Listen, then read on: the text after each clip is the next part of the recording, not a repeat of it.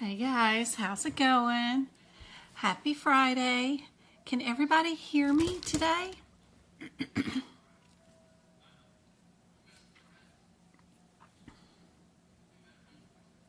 Hey Shauna, Go Kart, good to see you.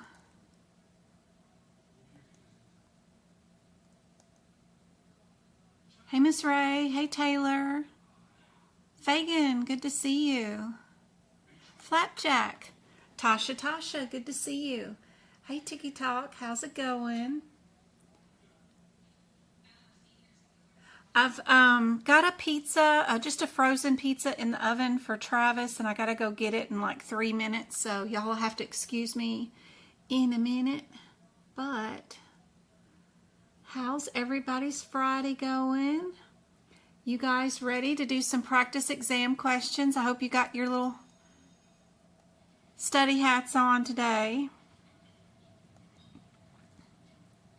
Anything going on in y'all's world that I can help you out with? Hey Elizabeth. Hey Katie. Johnson, first time here. I'm so glad you found me. Aw, awesome. I'm so glad you're here too.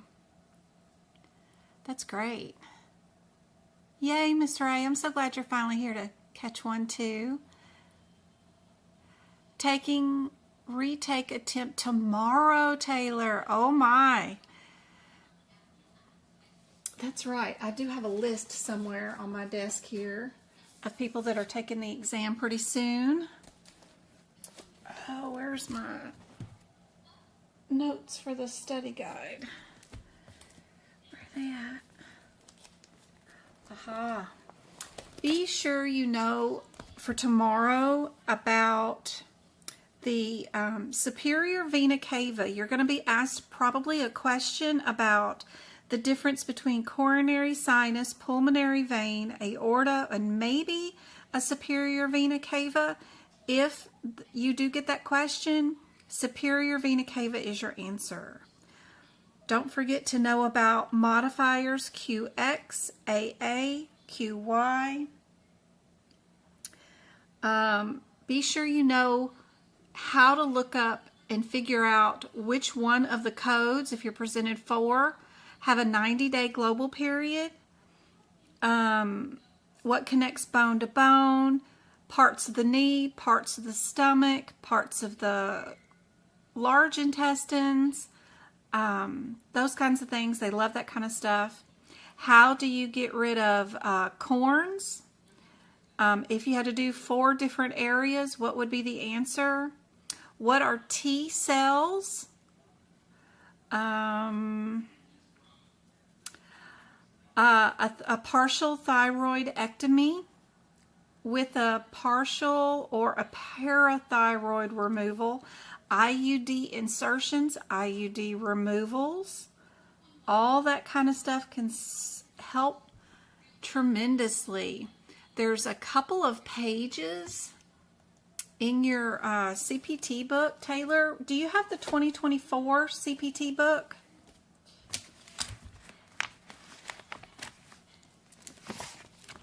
Well, how you figure out if it's global or not is what kind of procedure is it? Is it a cabbage? You know, an open heart procedure where they split your sternum open and, you know, doing all kinds of stuff, or grafts or whatever.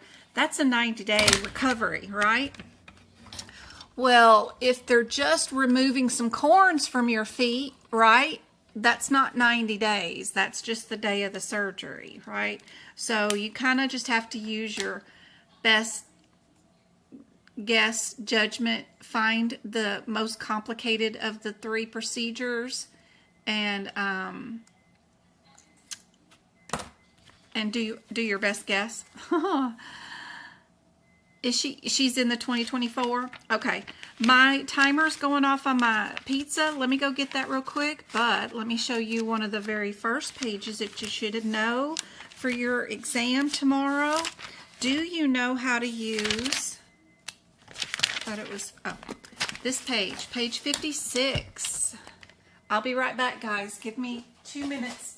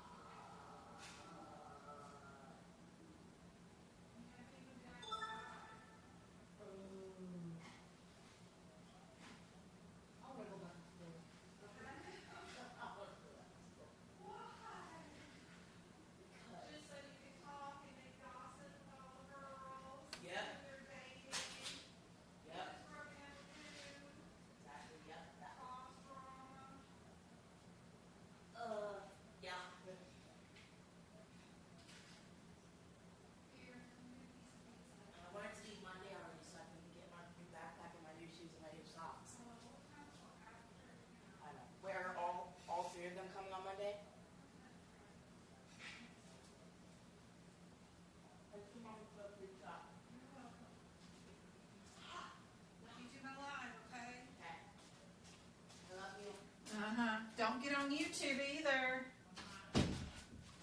Okay, he has his pizza. Oh, sorry about that, guys. He has his pizza. So page 56. Thank you so much, guys. Be sure you know and understand this page. It's separated into two different sections. One of them is principal care of management, or if you're doing care management services. And then knowing whether the physician, which I highlight in pink, did the procedure or the office visits or whatever, or if it was clinical staff. So I have them color coded. Physicians are pink, clinical staff are blue. If you did care management services, it's split up into 3 different columns: chronic care, complex care, or principal care. So knowing how to figure out this chart could be a prior exam question area for you tomorrow, Taylor. Be sure you know Taylor on page 86. She says she's in the 2024 AMA CPT book. This little chart is super handy dandy. One question that was on my exam had an incisional biopsy, a shave biopsy. Be sure you know that the tagonal whatever biopsy just means shave, because they're not going to use that word on the exam. They're going to use the word shave. And we had a punch biopsy, all with one patient. They wanted to know how it was coded. The answer's right there. So you just pick out the answer that matches that. So that was handy to know where that chart was at. Again, that was page 86. Another page that's usually one of the questions on the exam is page 376, where this decision tree is. Know the difference between a diagnostic colonoscopy and a therapeutic colonoscopy. Therapeutic means the top header will already have a diagnosis, like the patient preoperative diagnosis will say polyp or a cancer or something. But if it has preoperative diagnosis screening or just colonoscopy written in there, then you know you're diagnostic, because you don't have a diagnosis. You're just going through and looking to see what's going on down there. And usually the answer has to deal with does not reach the splenic fixture. That means the answer is this one down here. But you got to look in your question to see. I like the definitions on page 478. I like finding the definitions that are in the book. This is super handy about the nervous system injections and stuff. We've got percutaneous, endoscopic, open, indirect, and direct. It's all the definitions between 2 different laminectomies and a decompression. So that's kind of handy dandy. The definitions of the different types of ultrasounds, it's on page 556. A mode, M mode, and B scan, and real-time scan. Knowing where those definitions are is super handy. And then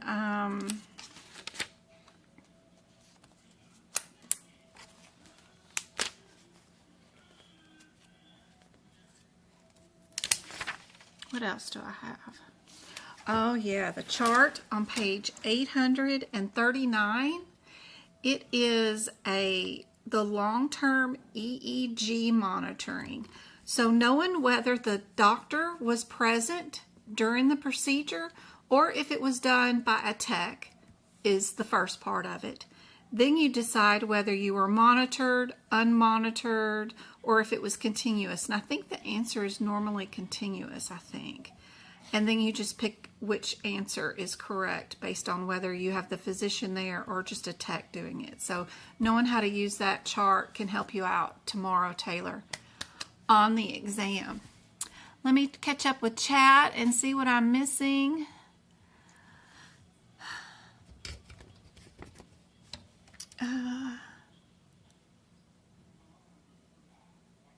Hang in there. Let's see. It's Leah. Oh, yeah. Do you see that her phone is highlight that the heart? That's the heart, right? Not phone book. Don't give up. What did I miss? Hey guys. Megan, it's been raining here too. I think it rained here at some time last night too because my garage is filled with some water in a little puddle. I was doing the AAPC practice exams. I timed myself and I was getting 3 to 4 questions, taking 3 to 4 questions. Jen, is this new time moving forward on Fridays? It's probably moving forward with every day of the week. Monday, Wednesday, Friday, 3 p.m. Arizona time zone, because I have to pick up Travis 4 days a week from practice at cheer. I lost my person that used to pick him up from cheer practice at 6:30 because their car broke and then they have no way of getting or financing a new one. So I'm ending up picking up all the kids from cheer, 3 of them, and then depositing back at home at the end of the day. So Monday through Thursday, I have to pick up Travis at 6:30, which means I have to leave the house at 6, and then that's, 20-minute ride there, 20-minute ride back, and then that means I don't get home till 7 p.m. So if I'm going to do a 2-hour live for you guys, then I have to back it up prior to 6 p.m. So 3 p.m. my time zone gives me 3 hours before I have to leave the house to do tutoring with you guys before I have to leave, because I have to leave at 6 to pick them up. Fridays, like today, both the kids are home. They don't go to school on Fridays. So I'm just going to try to keep it consistent. No matter what, I need to be consistent with a good set time for you guys, so you don't have to remember, okay, well, on this day we do it at this time, but on this day we do it at different times. So that's what we got going on.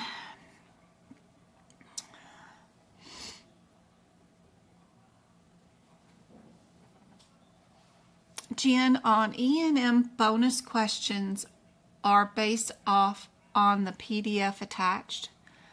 On the E&M bonus questions are based off the PDF attached. A lot of times the attached PDFs do have a lot to do with the bonus questions that are on there. Because the attached PDFs are part of a survival guide that AAPC puts out about E&M, I did create the questions based off those survival guides. So yes. All right, let's do our little practice about what is the header for 99403. Do you guys know, without looking in the CPT book, off the top of your head, is this a new or established patient? Is it what? A hospitalization? Is it a regular office visit? Is it a consultation? What type of code is 99403? What do you know off the top of your head? I think it's one good strategy is to add flashcards to your study practice and to know a lot of these E&M codes without being able to look in the book. I think it's super helpful. It cuts down on the time. Some of these E&M codes are hard to find. They're scoochied out of the way because other codes are in the way, and then trying to find them is hard. If you know just the differences between those headers, you don't even have to open up your book for a lot of the E&M questions. And you don't need to know every single E&M question, but the ones that I go over on my live lessons, it's super handy dandy. Anybody know what I would call our header for this one, 99403?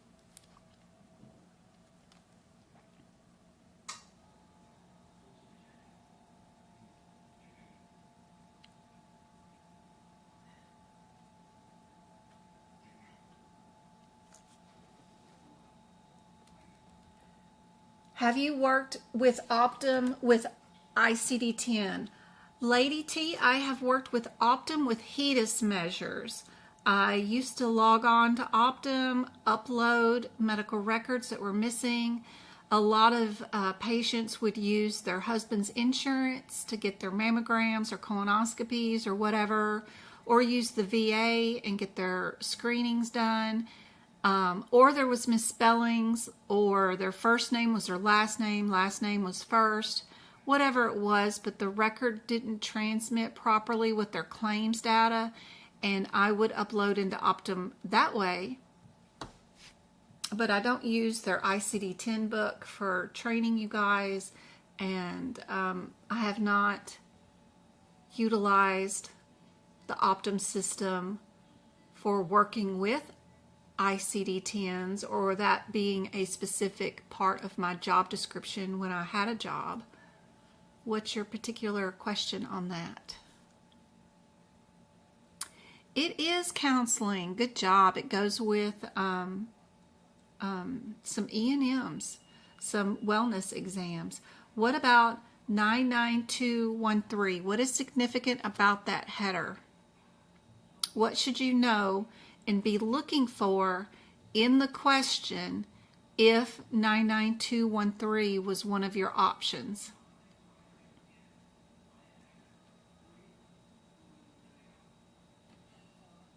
Thank you guys for the taps. Got almost 100 taps on TikTok, and thank you for the shares. How many did we get on YouTube? We got 19 on and 6 likes on the YouTube channel. Thank you very much. All that interactions with the videos or the lives helps out. Now that I quit my job so I could stay home and teach you guys full time, all the interactions helps out.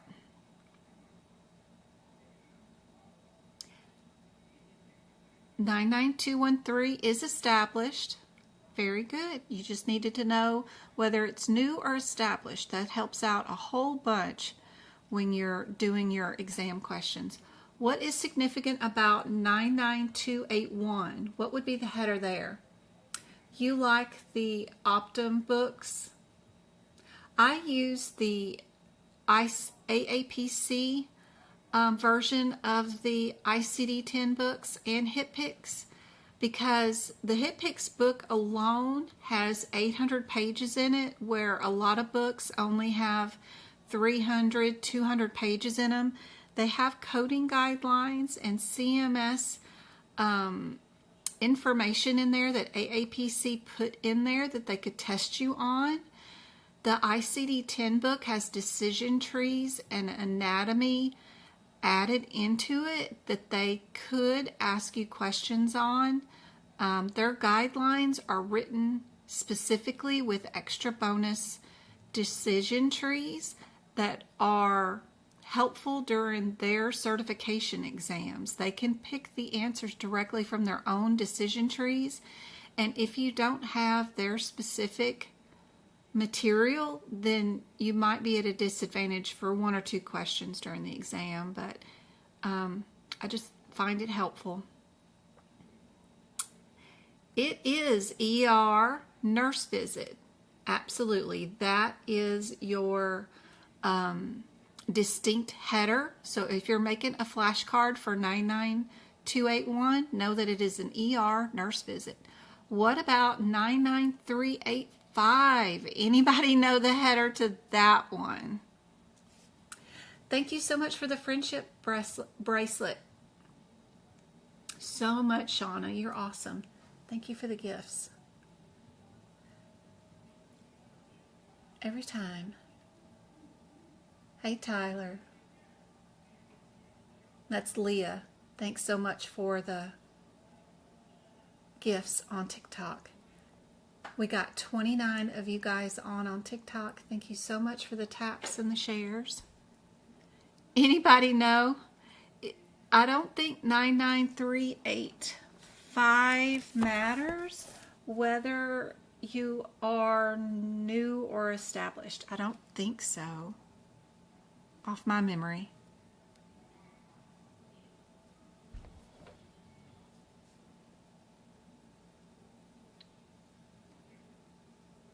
Anybody know what the header is for that one?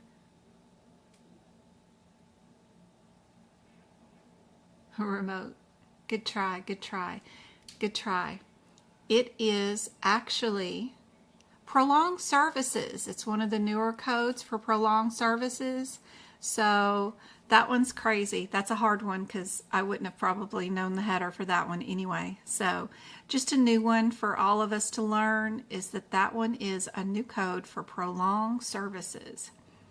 Which body part are we talking about when I say this word? trigeminal. Anybody know what body part we're dealing with? Would you know if they said that inside a CPT code in the nervous system? Would you know what body part we're dealing with?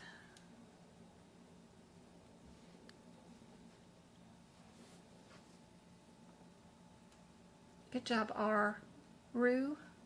Good job, Rue. Thank you for the 500 taps. Anybody know?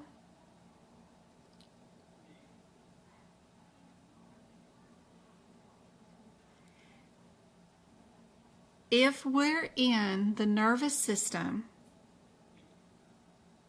this particular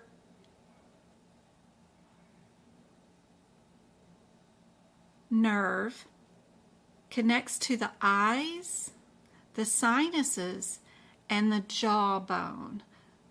You said brain. We're close. Head area, close. Can you advise ways to improve coding skills for those who have passed the exam other than using Practicode? Please, working in it. The only way, Miss Ray, is to actually work in it. Even if you volunteer or anything, the only way to improve past learning from a course or anything is to actually be in it 8 hours a day and coding in it, actually. Yeah. Find you PDFs of patient medical records, fake ones, whatever you can find on the internet, and see if you can't code them. Go look and see if you can't find the ICD-10s and all that stuff, and see if you can't do the procedure codes. But you'd have to work in it, really. You really need to be in the heat of it, I think. That's the only way I learn, is by doing, so that's just me. What about this one? BRACHIAL. What body part are we talking about if you're in the nervous system section and this word is inside your CPT code? What word would you look for inside the exam question to see if you're dealing with that particular body part? Because they're not going to say the given word that's in the descriptor. They're going to say an AKA word. What would the AKA be?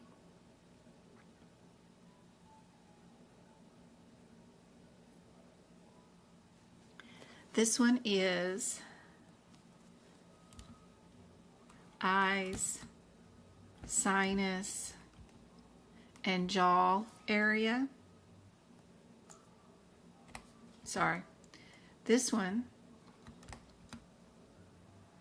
is arms and hands. What about AXILLARY, axillary?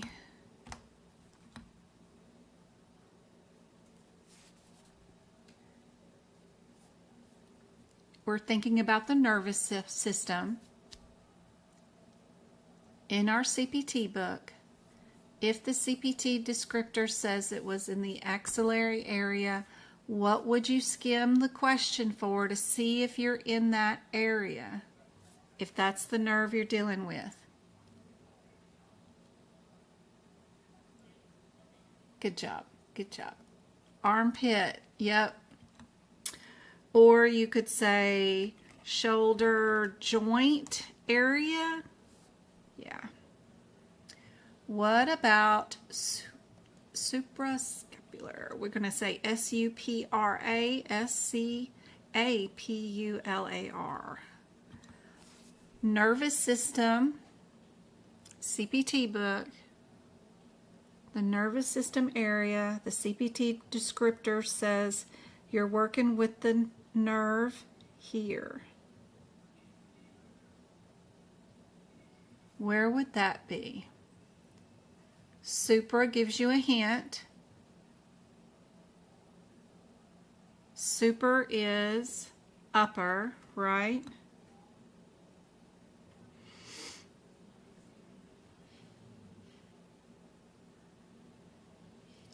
Upper trunk area. Upper shoulder, upper back, upper collarbone area, up in that area, but it could be on the back side of your back or on the front side. So that's why we say trunk, because it could be front or back. What about intercostal, intercostal? Where would we be?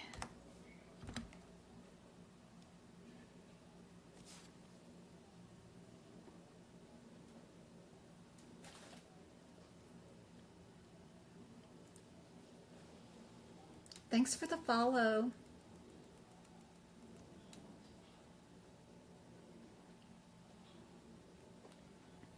Thank you for the 6,000 taps and the shares. Did we get more on YouTube? We got 10 likes and 19 people on. Don't forget, we're going to give away 5 YouTube memberships today, so be sure and keep chat rolling. Usually they give it away to somebody that's been chatting, and with that free YouTube membership you get access to my exclusive videos. Intercostal is our chest, rib area. Yep. What about this one? Iliohypogastric. Where would we be? ILIOHYPOGASTRIC. Where would we be? If it said that, what words would you be looking through the question to see if you did anything to that nerve?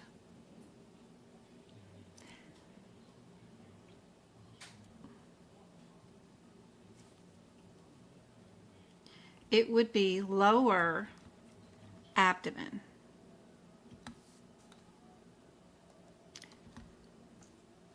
What about prudential? P-U-D-E-N-D-A-L.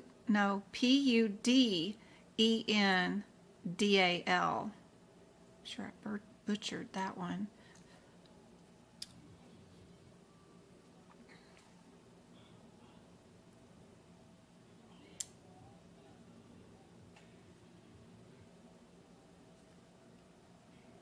Thank you guys for the 700 taps. That's great. We got 32 on TikTok. We got pelvic region here. What about paracervical? P-A-R-A-C-E-R-V-I-C-A-L.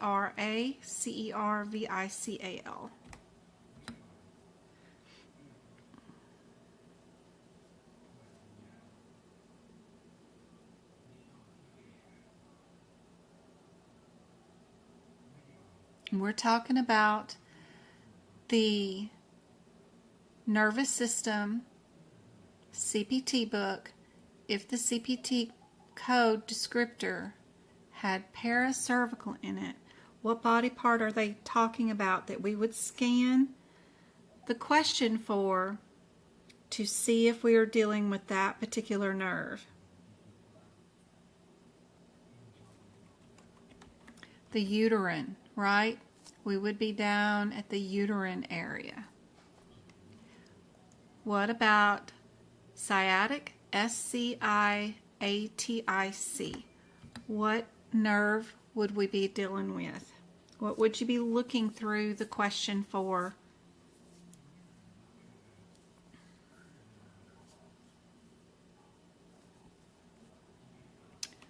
Lower back, tailbone area.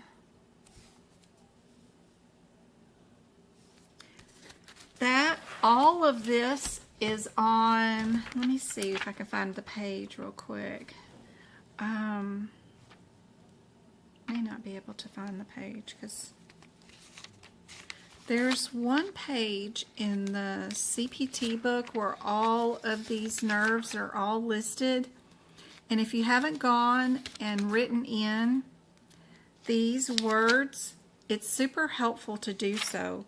We're talking about page 487 and 488 of your CPT book. If you're in your 2024 book, go to those pages and starting with code 64400 all the way probably to 64455.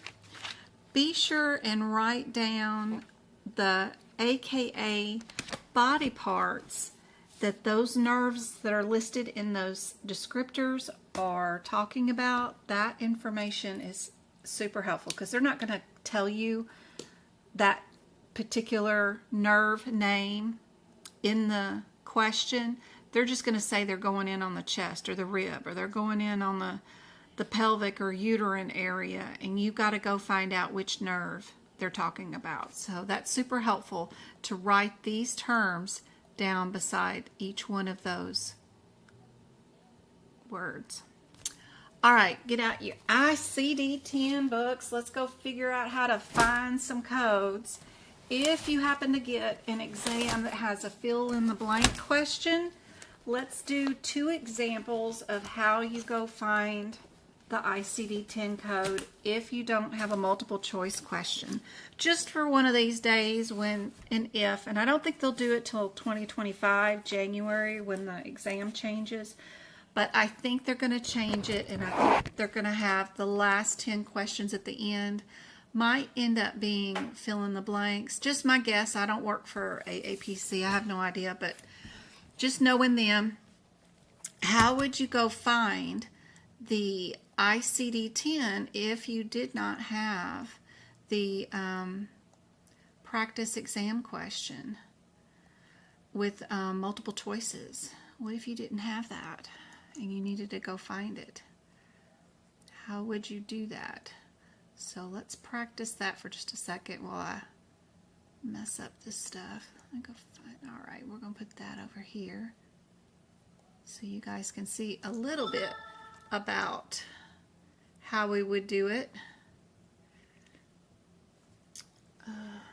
If you guys are on TikTok, don't forget I am streaming live on YouTube, and there's a better view, of course, on YouTube because they're getting a direct stream from my computer screen straight to their screen instead of through a cell phone video like you guys are getting. But it's the only way I can stream on both services at the same time is to do it this way, that I know of anyway, without my key stream from TikTok. Anyway, I've got a couple of examples, one easy one and then one hard one.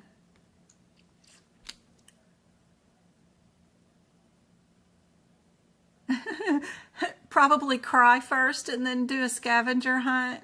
Oh, no.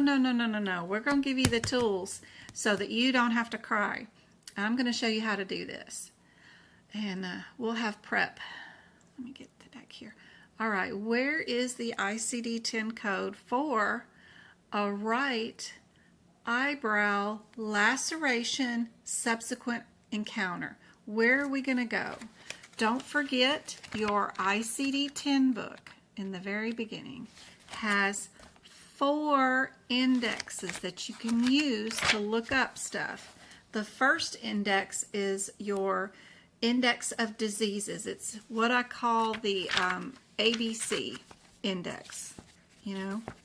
And then we have another index that is our table of neoplasms. We have another index which is our table of medications.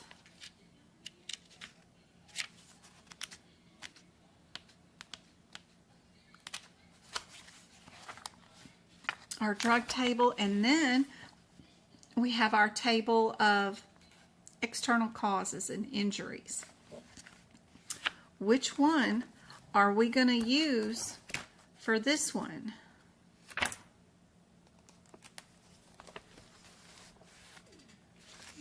That's your first decision on finding this stuff.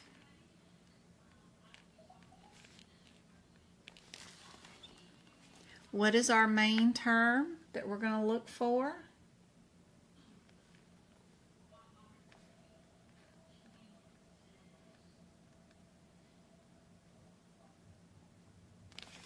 We could use the external cause ones, right? Because we've got an injury, right? And our main term would be laceration, right? So let's go to the word laceration.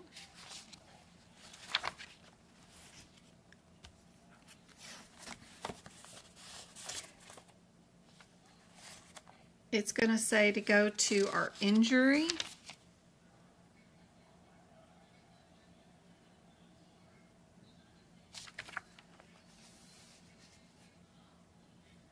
No, normally H codes are for I codes. I need to look in the book. LOL, I was driving. All right, let's go back over here to the indexes of diseases. Let's try laceration over here to our injury code. Our injury, I'm going to go to laceration.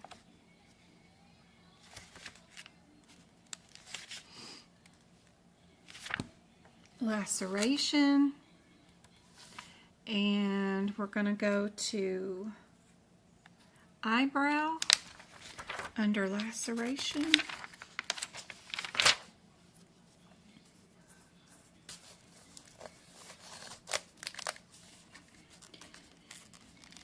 Eyeball, eyebrow, see laceration eyelid. It sends you to, get this down here.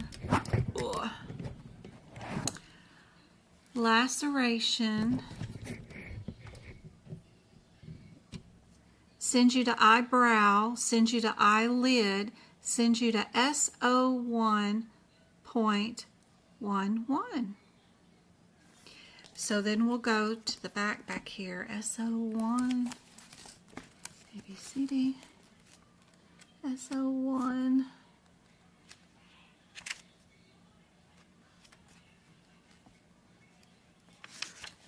Where are we going to stop when we get to SO1, what was it?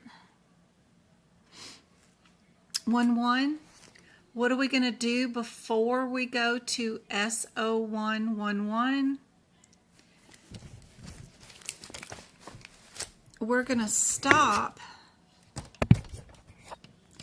at our SO1. Remember, you got to stop at the first 3 digits first because that's where your guidelines show up. If you go down to SO1.11, you might miss all your guidelines. And unless you can remember all the guidelines in your head and you know them all by heart, then you need to stop at the first 3 digits because that's where they put everything.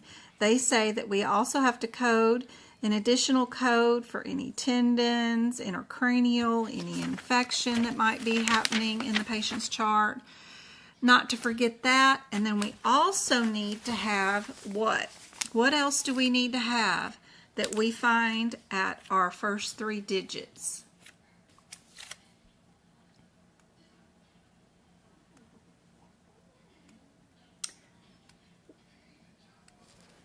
Hey Janet, good to see you.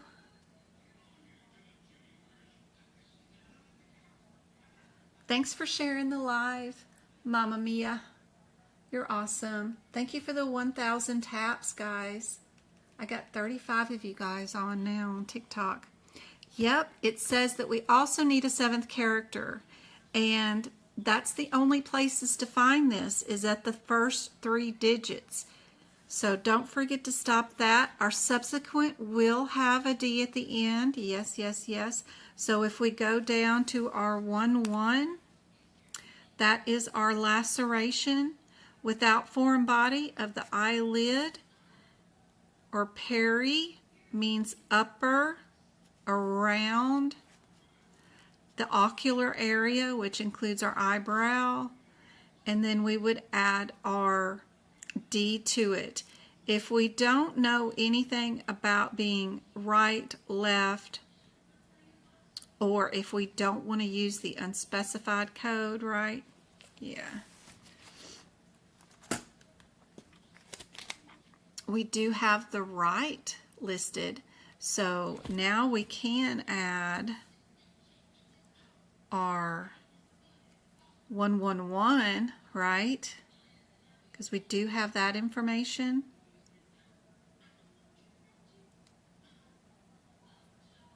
And then we just put our subsequent counter down, which is D. Zena, did you forget a 1? We do have the right available, which if you just do 0.11, it doesn't state anything about being right or left, but we have right listed.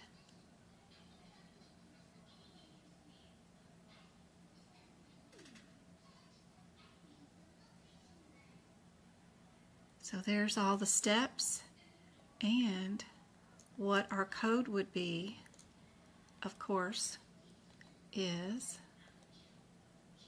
3 1s. Yep, yep, yep.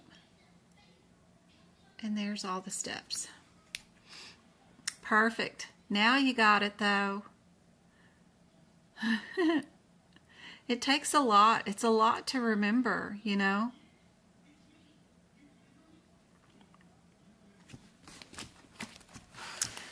That was our easy one. So let's do a hard one. This is going to be a patient's chart. It's 3 pages long. Get rid of the camera real quick.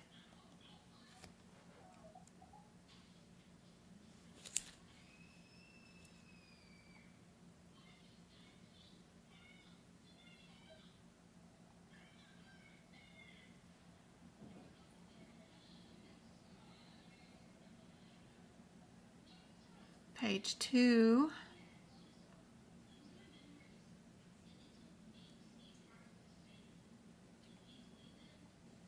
Page 3.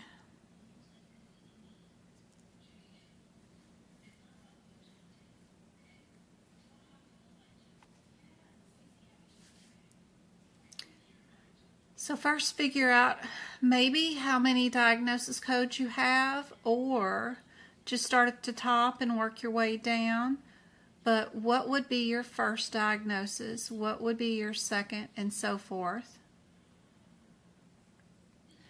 Add them to chat. How would you find the first one? Are there any coding guidelines that tell you which ones go first, which ones go second? If you do, those will be indicated at the first 3 digits. Don't forget to stop by those. Let me know in chat what you think the answers are for this one. What's our first one going to be about? Even if you don't know what the code number is, what do you think the first diagnosis code is going to be? We'll at least have one, right?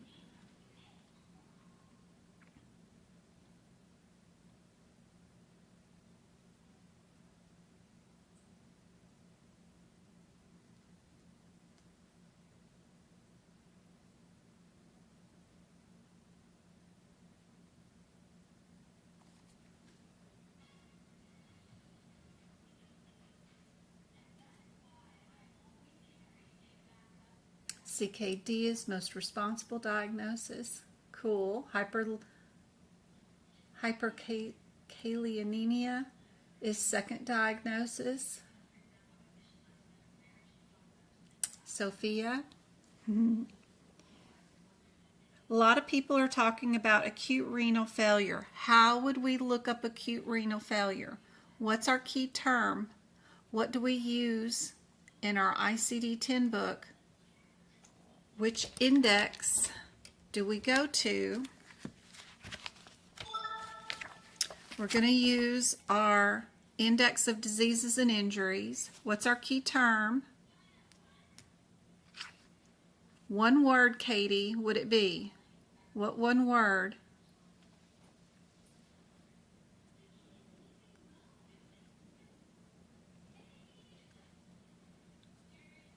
Good job, Fairy.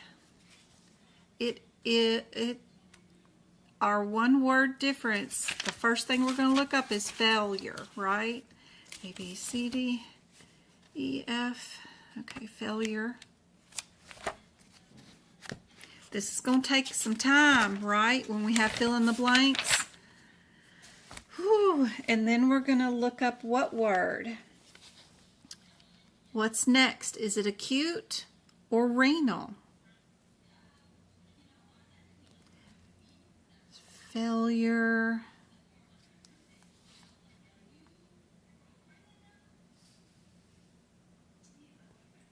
A, B, C, D.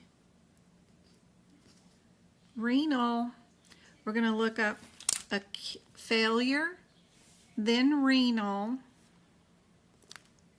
then acute. That gets us in 17.9. When we go to the back, we're going to look up in 17, and we're going to have a stop before we go to the 9 because we need to make sure there isn't anything guideline-wise we need to know about. I'm sure there's a whole bunch there.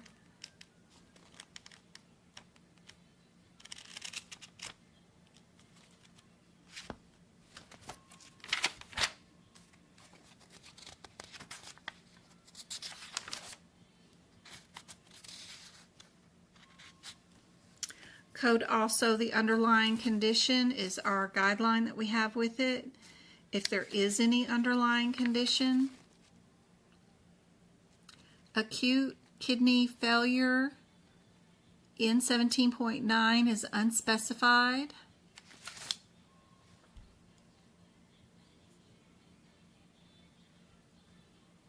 What's our underlying condition? What would go along with it? What caused it?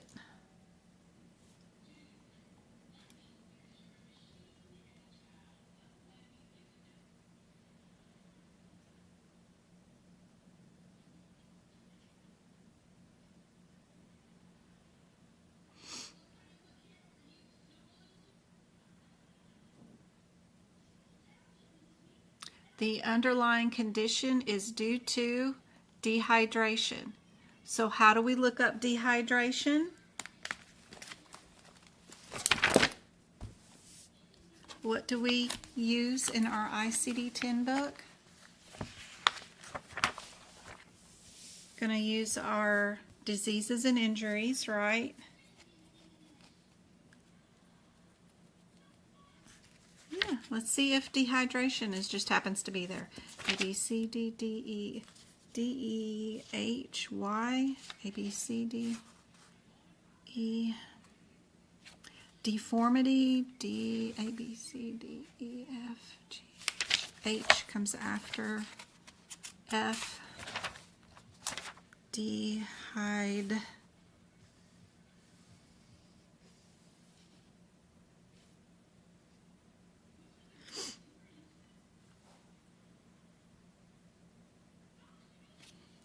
Dehydration. E86.0.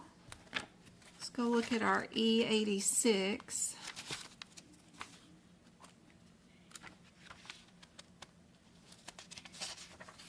Did everybody find dehydration? it's little bitty. It's behind dehis. It's right after that. And then right before some fancy word, dejerini dash rosi. Or right before the word delay. Dehis and delay, it's in between there. There's one for newborn and then one for everybody else. Then 86. If we stop there, volume depletion, there's a guideline that says use additional code for any associated disorders of electrolyte and acid-base pH balance. Dehydration is 0.0.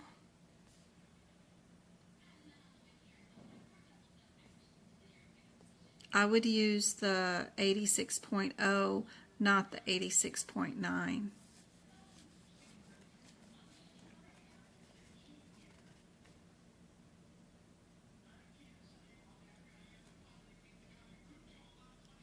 Patient does have underlying stage 3 CKD. So we need to figure out that diagnosis code too. How do we figure out that diagnosis code? We'll go back to our indexes and we're going to look up the word what? What is our key term for stage 3 CKD? What's the key term? Good, Shauna. Disease. Yes, we're going to look up disease.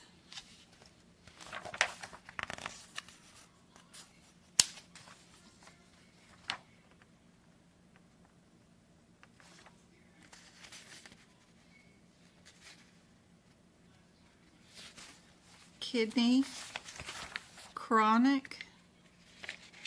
That's leading us to N18. Go check out that guideline, see if there's anything we need to know before we go on.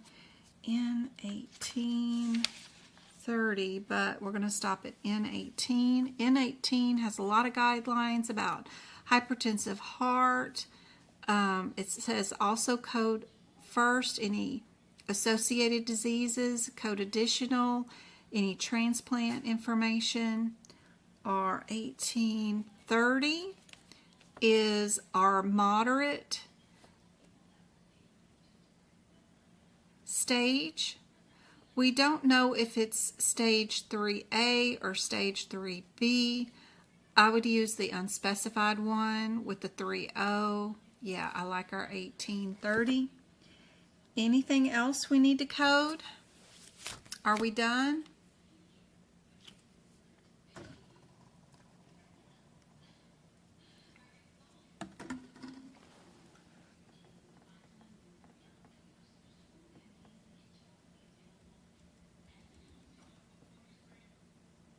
TikTok's making me do puzzle pieces. There we go. Anything else? Thank you so much for the 1,000 taps and the 6 shares of the live. We've got 31 of you guys on. Anything else? We've coded acute renal failure. We've coded dehydration. We've coded stage 3 kidney disease. Hypotension. How do we find hypotension? What do we look under? What's our main term? Is it tension? Hypo? Hypotension isn't I-10. That's hypertension.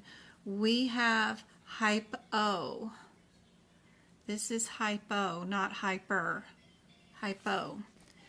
So let's look in our book at ABCD hypo, H-Y-P-O. What the heck's going on there? Let's see. That means lower blood pressure, body shutting down. It's not circulating anymore. H-Y-P-O, tension. H-Y-P-O,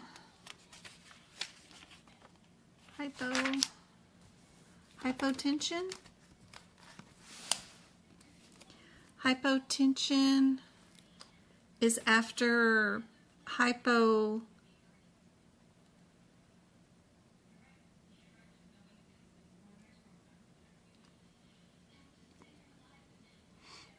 It's right before hyperthermia.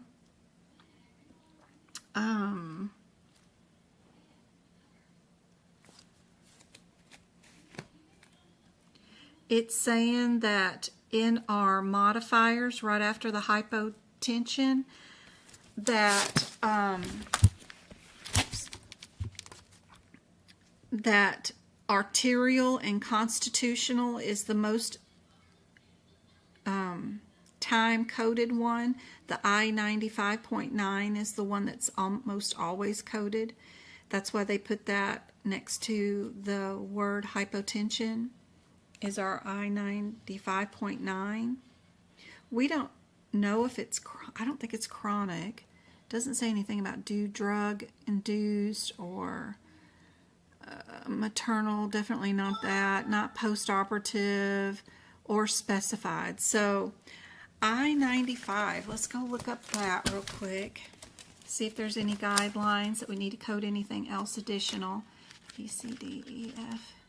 I-95.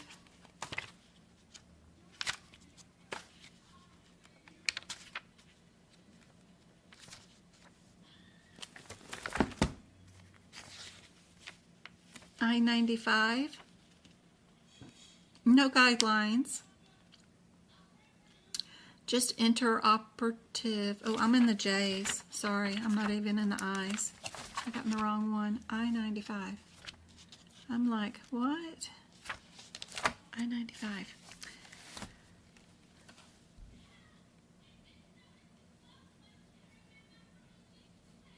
Other unspecified disorders of the circulatory system. No guidelines. I-95.9, hypotension unspecified.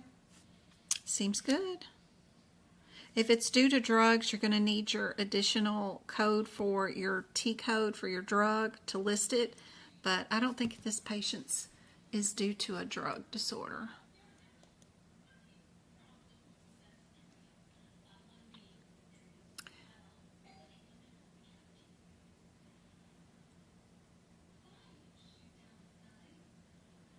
Good job. So we've got our N79, our E86.0, our N1830, and our I95.9. Get rid of that. And there's how you look them all up and all the little places to go, what the main term is, like failure. You just simply look up dehydration. We look up the word diseased and then kidney, right? And then for hypotension, you just simply look up the word hypotension. Yeah.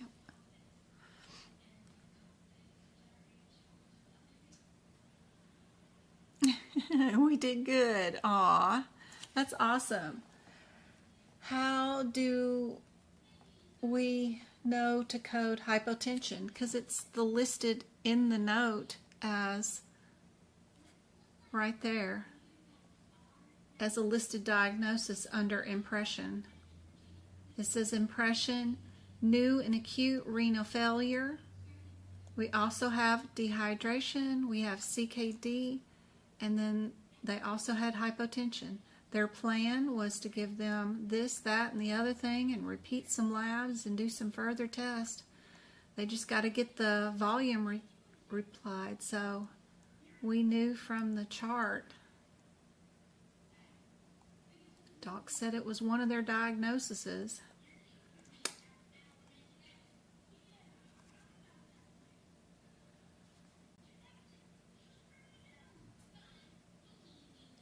Not that I know of, Freddie.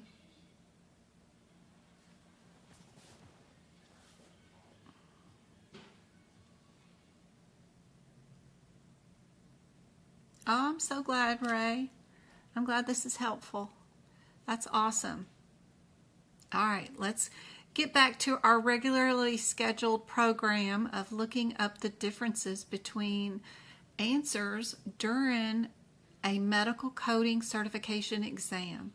If you were just looking at the answers here and practicing what I've taught you about looking for coding irregularities, looking for coding similarities, thinking about what aapc wants as an answer, whether you need to be conservative or if it would be 10 diagnosis codes and 10 procedure codes, or would it be 1 or 1?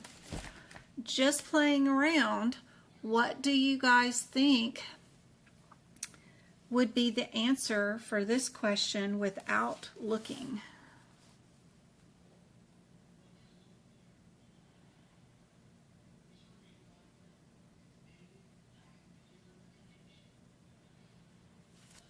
Taylor says B.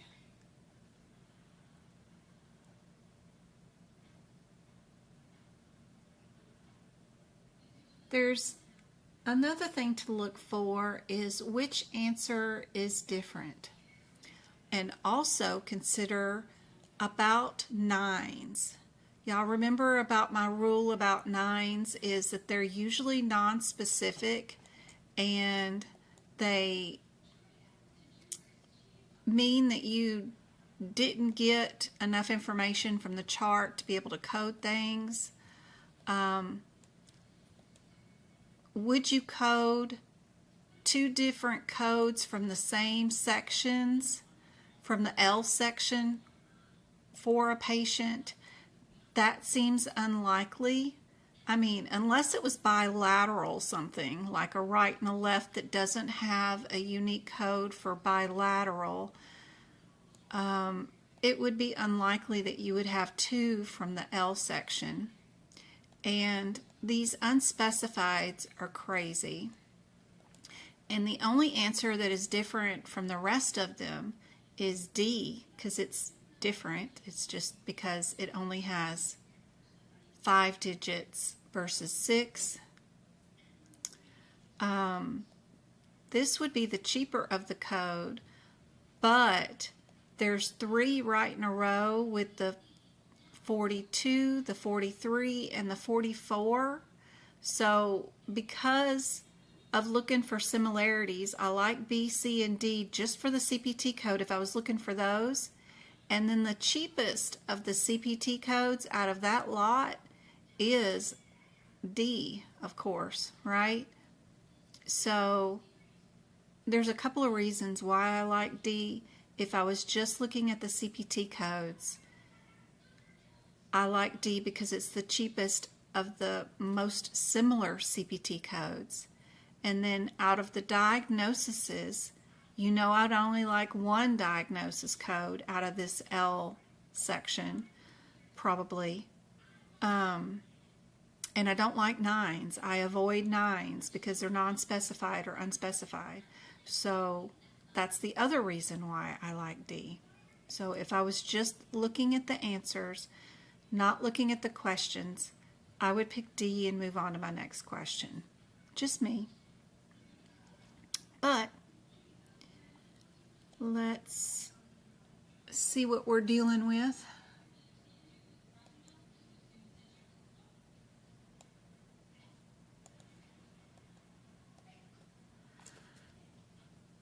Since we are doing the process of looking for similarities, the first thing that I would do to see if I'm in the right area is just go look up my CPT codes, the 42, the 43, and the 44.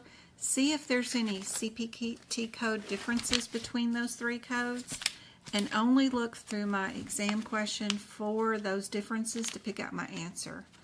I think that would be the most efficient way possible.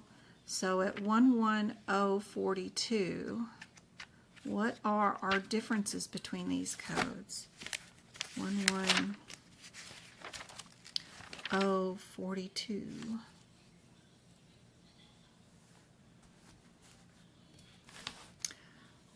43 and 44. What are our differences? How do you know that that procedure is the cheapest? Normally, if you notice inside your CPT code book, as you're going through it, the very beginning and first code that you do in your CPT book for any type of procedure is, of course, code 0021, which is a aspiration of something with a needle with no imaging. The next code is for multiple lesions. The next code after that is the same procedure, but we're adding more crap to it, like ultrasounds. Then the next one is getting even heavier with a fluoroscope, where we're injecting dye. And ultrasound is just waving a wand over it.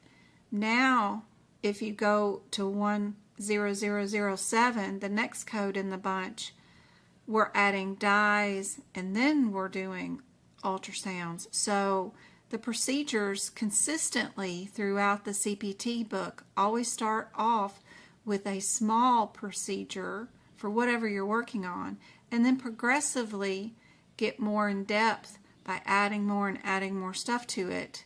It's just a consistency in the book that they describe on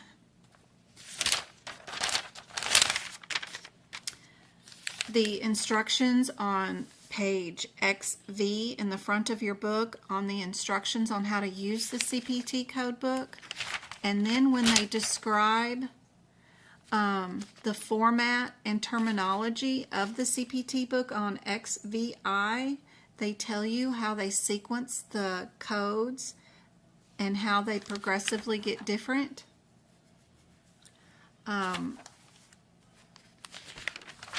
That's also helpful. So be sure, and if you haven't done so, read the first pages of your CPT book, especially that section underneath the section that says section numbers and their sequences,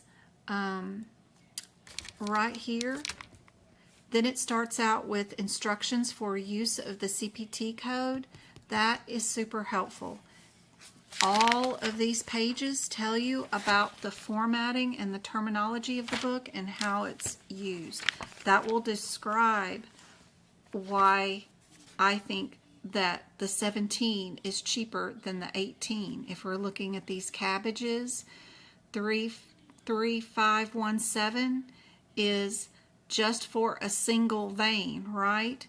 But 33518 is for 2 grafts. And then if I look at 33519, that's for 3 grafts. Progressively gets more and more.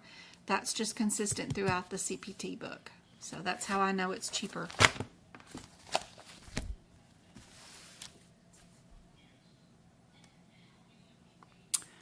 So our differences between these codes is also, I know that this would be cheaper procedure because the 42 just goes through the subcutaneous layers of the body, right? Superficial.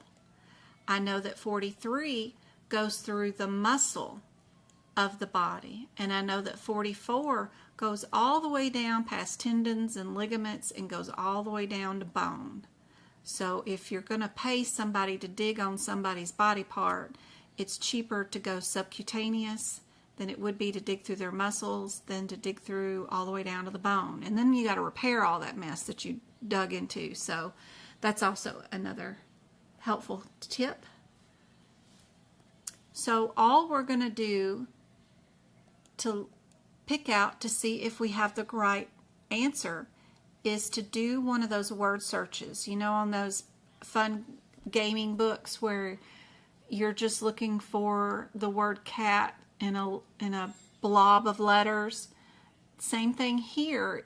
You're not going to read the question because the question is full of propaganda meant to confuse you. You're going to look for words that mean bone and muscle. We're not going to look for the word subcutaneous because all 3 of those codes are going to contain subcutaneous layers, right? You can't get to muscle and you can't get to bone unless you go through the subcutaneous layer. So that looking for that term is unhelpful. The only thing that would be helpful is to look for words that mean muscle or words that mean bone. One thing that is super helpful is, of course, in your CPT book, you've got a page in the front of your book on 125 and 126 where they list out all the names of the muscles. Perusing this and noticing certain words that mean muscle, like the word major or oblique or longus or magnus, it's all helpful to know what some of the fancy terms are for, even if you don't know what they are, tres minor, those kind of things, extender, carpi. That's all helpful because if you notice any of those terms in the descriptor, you know you made it to muscle, right?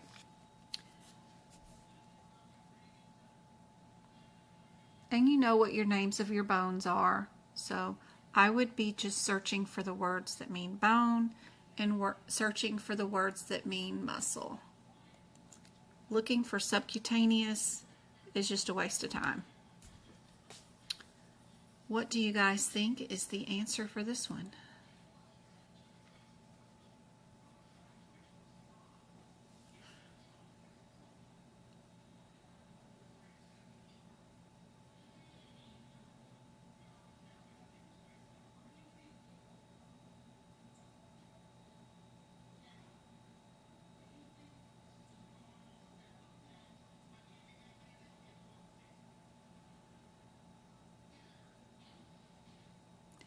Do we see anything in here that says anything about hitting bone, going down to a bone?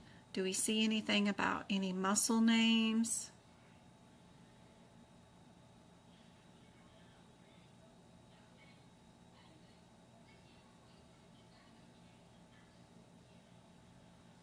Nita says she sees muscles being mentioned.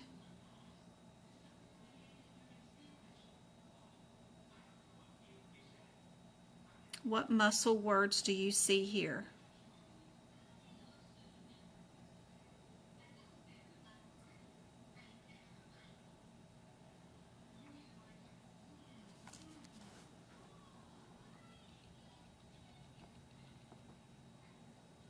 Family Island says A, that it would be 11010, 110, 11010.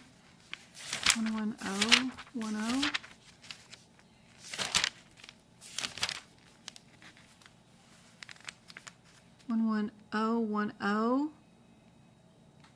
110, 110.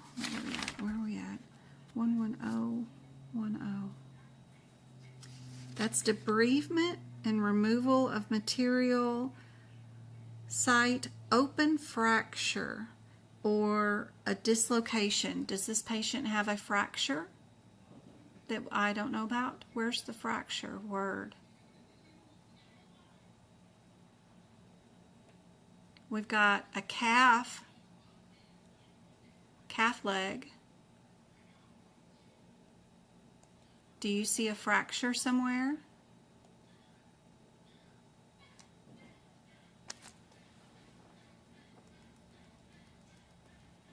Melanie says C. She sees bone mentioned. Where is our bone mentioned?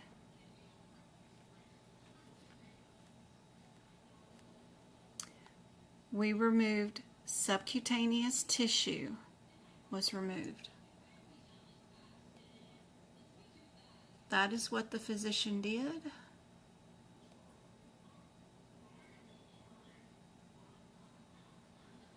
And then they applied pressure and a dressing.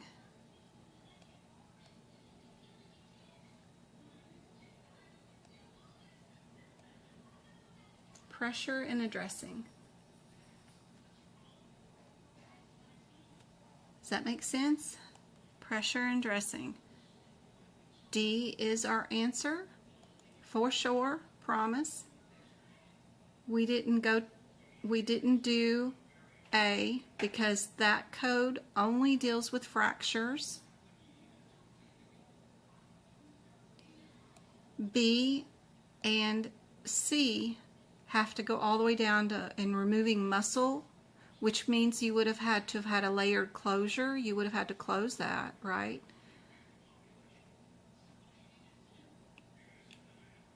If all we needed to do was apply pressure and dressing, then we didn't go down to muscles. We don't have anything that we need to tie up and string up and repair. Yep.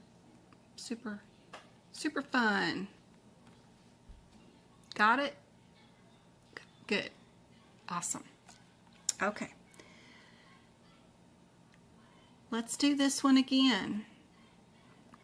If you were just looking at the answers, playing around with some of the techniques that I've taught you guys by looking for similarities, we've got two codes that I see right off the bat are the same, 71 and 71.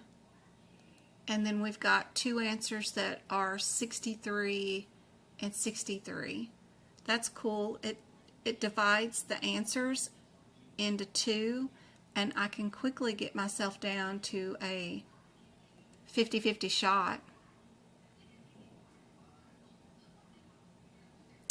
But even without doing that, is there another way to think of and see what is the answer?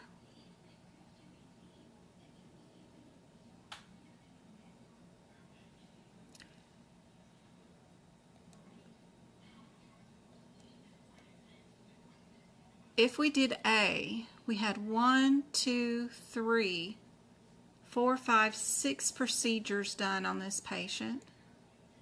If we did B, we had 2. If we did C, we have 1, 2, 3, 4, 5, 6 procedures. If we did D, we had 2. I like to count everything just to see what is more likely AAPC's wanted answer. Would we have done something that we could bill 6 things for? Or would they be trying to confuse us and make us think that we did and we need to bill all of that because we're trying to prove that we are good billers or coders? Or is something more likely 2 procedures?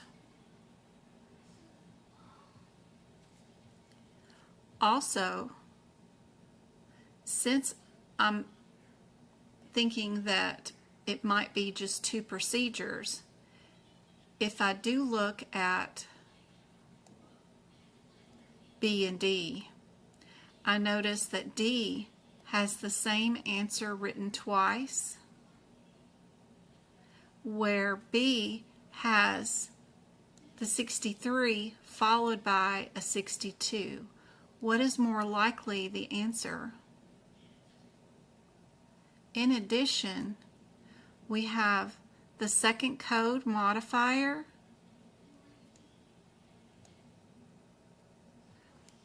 is 59 on 3 of the answers, but there's only one unique answer where 51 is the answer.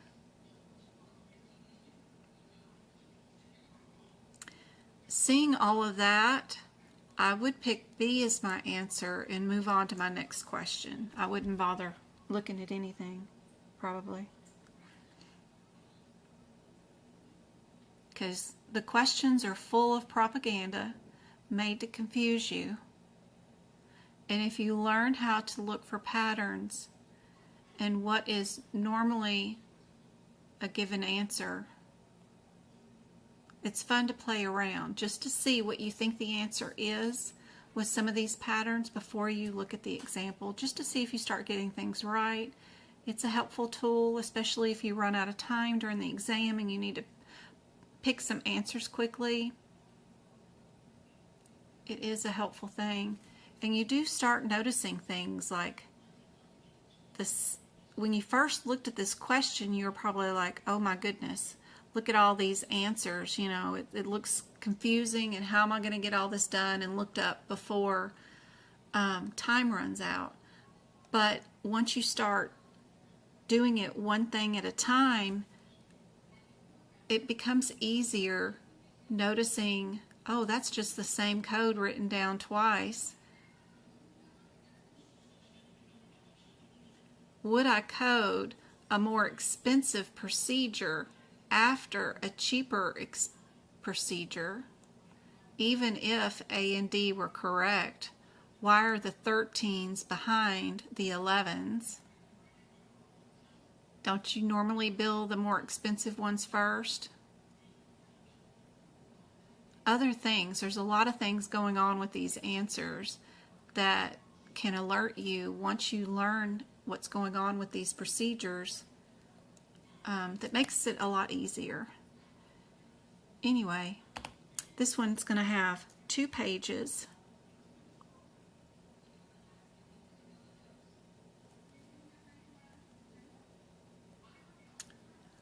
What I would do is look up my differences. If I knew nothing else before I looked at my question, I would look up my differences between my 11,471 and my 11,463 and only look through the question for those differences between those 2 CPT codes.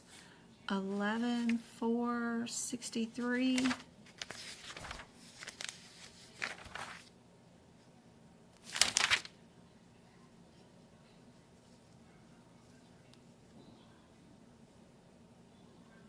and then 71. They're both child codes. You can't do much with them. You got to go look at their mama codes. 63's mama code is 62, which is inguinal. 71's mama code is 70 code, and that's perianal. Are we dealing with an inguinal issue or an anal issue? Simply just need a body part. That's the only differences between those 2 CPT codes.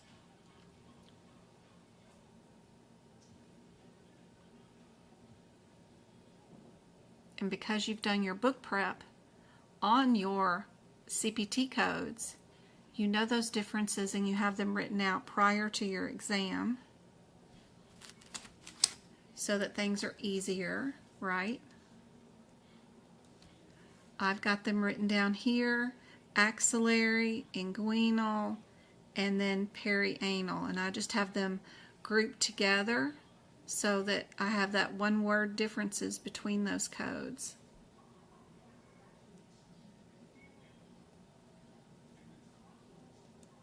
And of course, if you want to copy of my notes, just to copy them down and write down your one word differences, link in bio.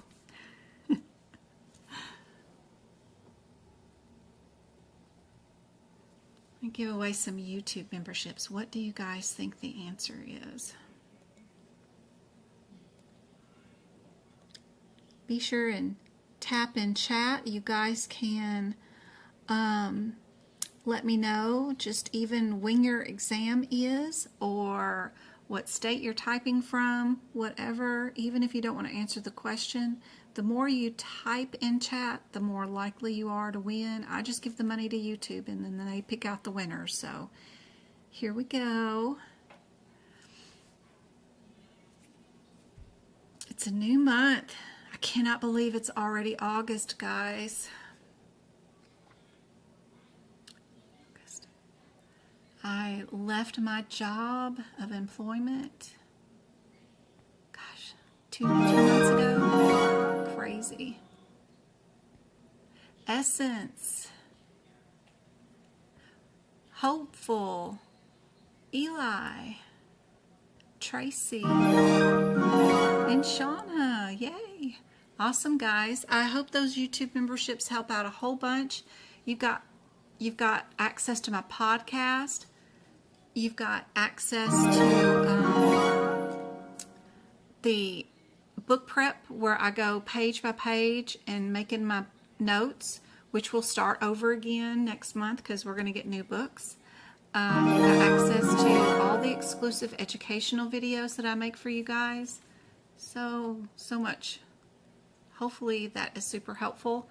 Don't forget to go to the community tab. There's a ton of practice exam questions there that are super helpful.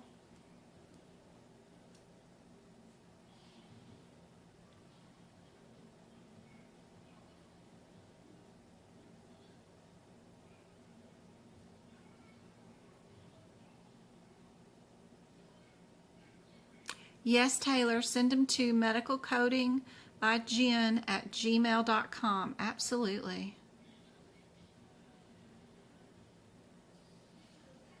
I guess so, April. Go-kart keeps winning every single month. So I hope so. I think so. I've seen a lot of people win multiple months.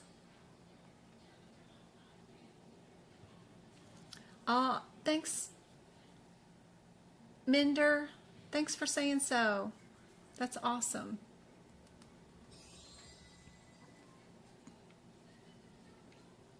So where are we at?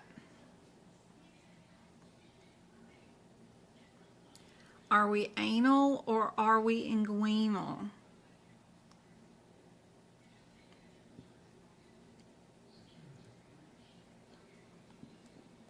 Pubis to medial thigh. Where the heck is that? No matter what, even if you're not quite sure if that's inguinal or not, you know it's not tail end, right? So we can get rid of anything that's the very tail end, right?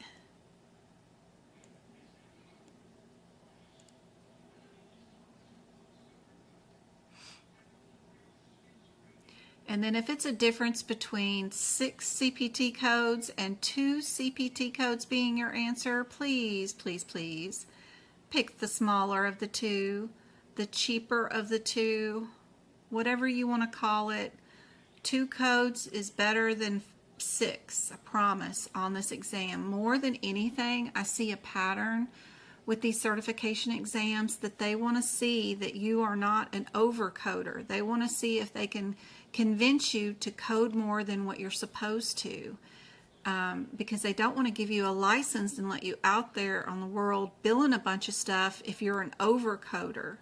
So the whole point of this exam is to see if they can push you to be an overcoder. So super helpful, even if you don't know nothing other than the difference between B and C. If it's 6 codes versus 2, 2's going to be your answer more so often than not. Not always, 100% failure rate is not there, but it's worth not worrying and stressing over it and circling the 2 CPT codes and moving on to the next question. Don't stress.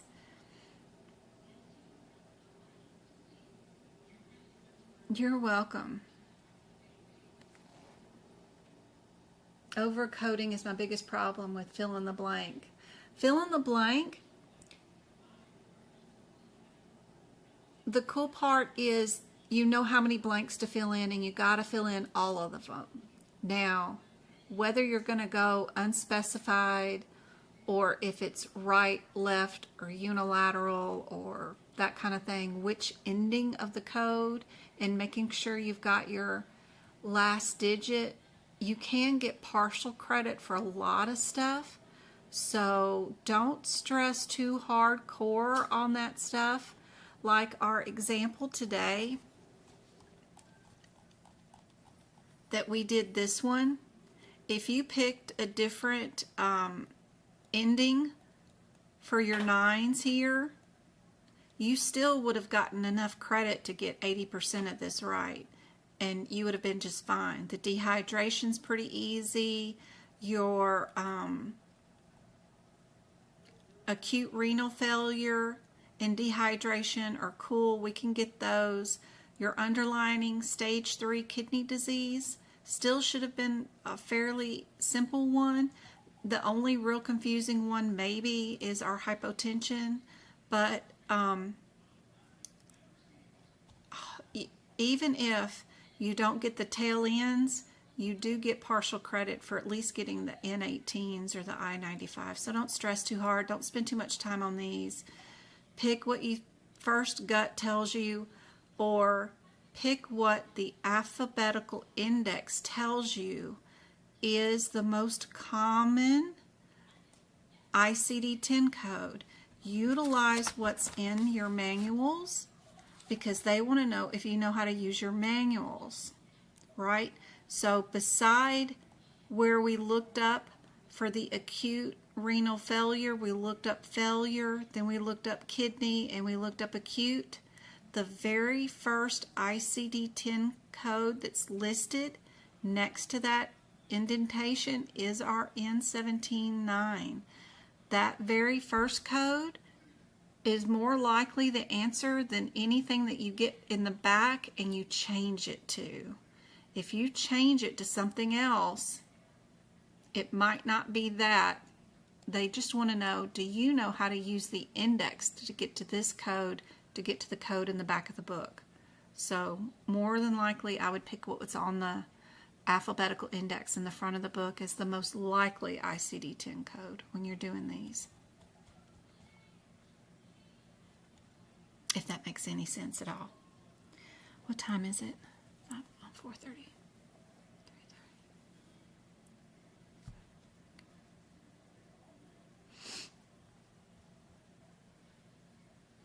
We did that one was B. All right. What do you guys think is the most likely the answer for this one?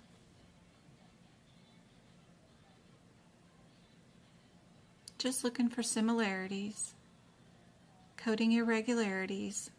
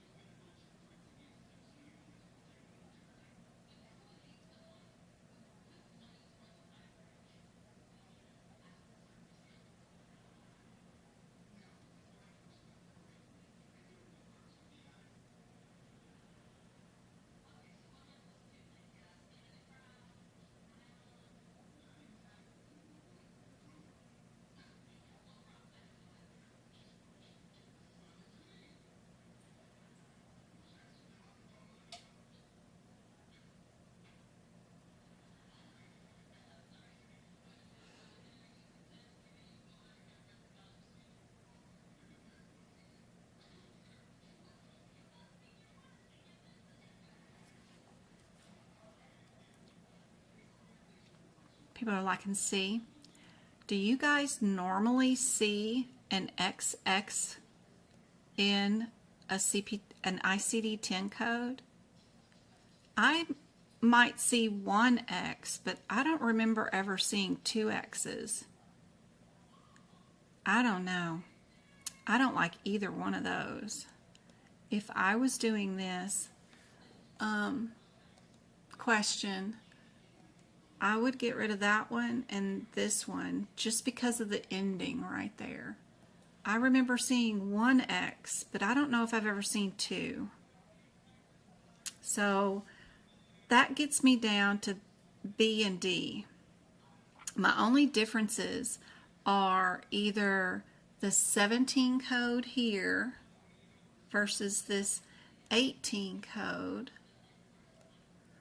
or this diagnosis code between this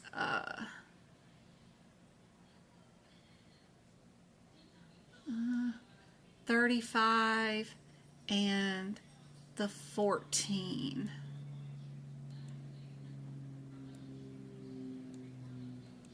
Those two differences. So I think it might be easier just to do the CPT and go look at my differences between the 272, 18, and the 17. I don't know if I could pick an answer that I like, but I got it down to a 50-50. So I'd have to run to my book 272, 272, 18, 272, 18 and 17. They're both open procedures. One of them is what and one of them is what. What's the differences between those two codes?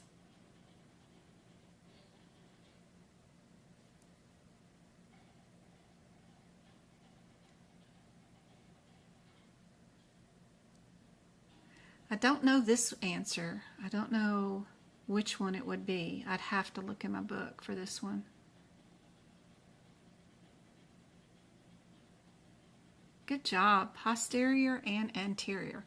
So we're only going to look through our example for those words. Are we posterior or are we anterior?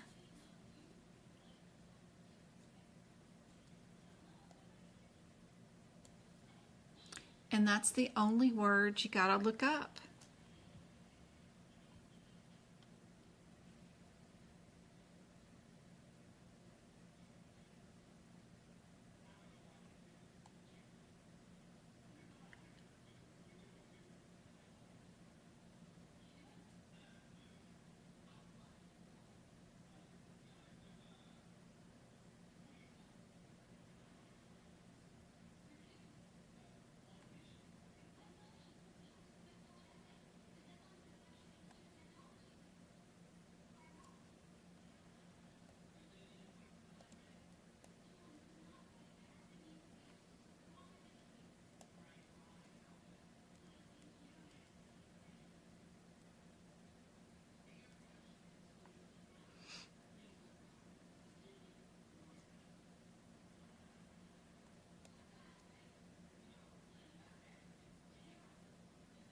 Do you see any more anteriors or posteriors?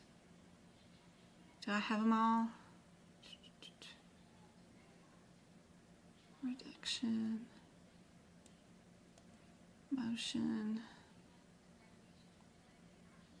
transverse part of the component fracture fixed plates,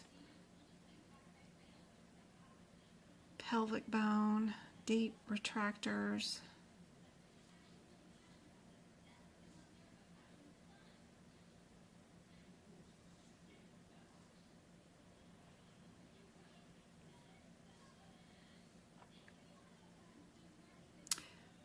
this one has 2 fractures,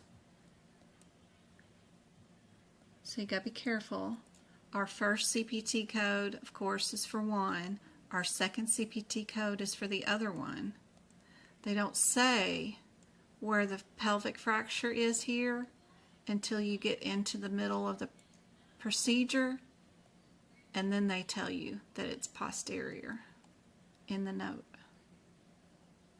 You're welcome, Go-Kart.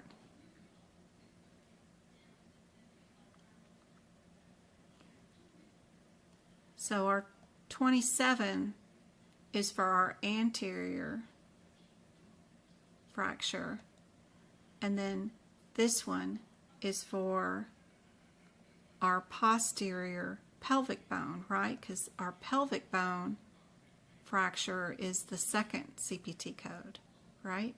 Because the first CPT code goes to the anterior part of that fractured bone, and then our posterior goes with the pelvic, but they don't tell you in the beginning of the note whether the pelvic fracture is anterior or posterior, so you have to go into the note to find out that it is posterior. So you gotta be careful.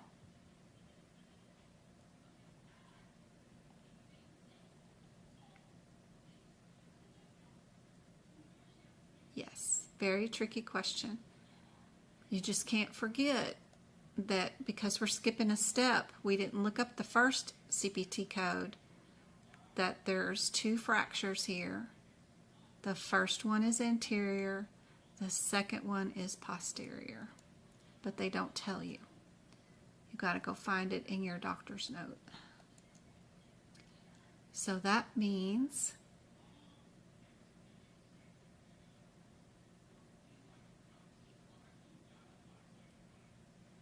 Minder, do you see that the pelvic fracture is posterior? Yes, that means your answer is B on this one. Yep. Yep, very tricky question for sure.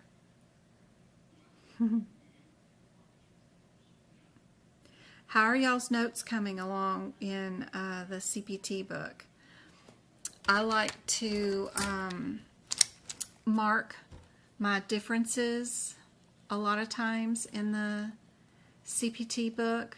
I've got all the anteriors, all the anteriors marked with a different color code than the posteriors.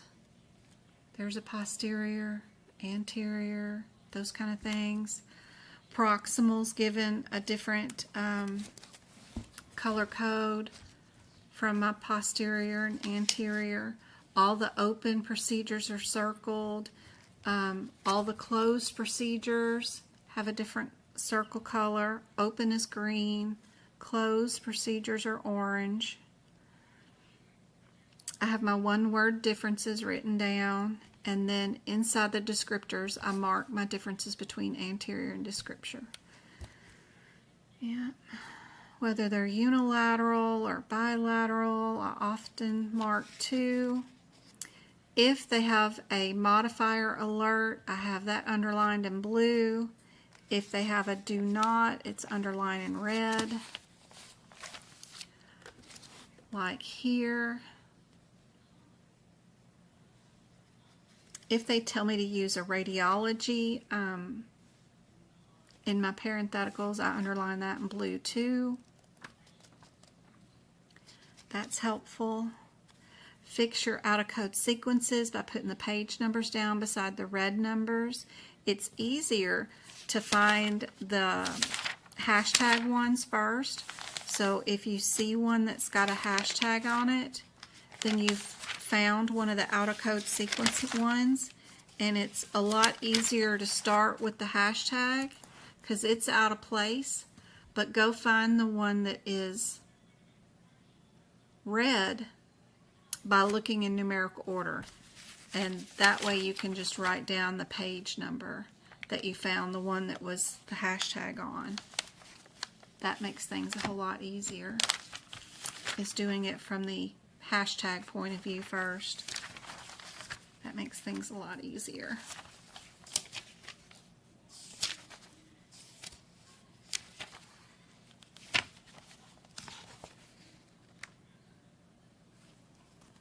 Anything that can be billed bilaterally, or if you use ultrasound guidance or some other guidance and there's a different code that goes with it, I add that info. It's super helpful.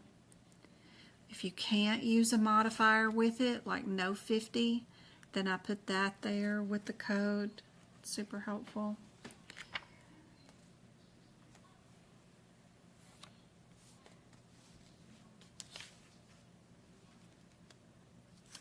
Some of these codes were separated by supra and then infra or intra. So my intras, I-N-T-R-A, are pink. My supras are blue, and then my infra, I-N-F-R-A, are done in orange. That way I can tell right away. I can look through my exam question and see if my procedure was intra, supra, or infra. That's helpful. Some of the color coding looks overwhelming to you guys, but it helps me break down those questions quickly. I know by what I color coded what exactly to look through those practice exam questions for, those differences, and then that helps me eliminate answers really, really quick. Real quick.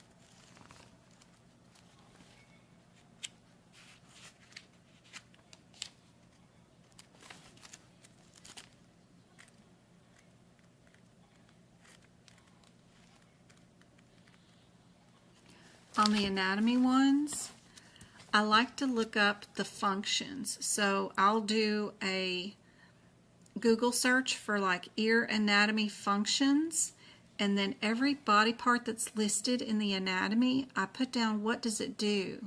Like that body part uses stones and fluid to detect motion. It's really cool. Just write out what it does. Transmits sounds, equilibrium to the brain. So I just take the header and add the word function to it and then do a Google search and just fill that in. On days when I'm had too much of the CPT books or the ICD-10 and I just want to do something easy, I'll just look up those and do those. Super helpful.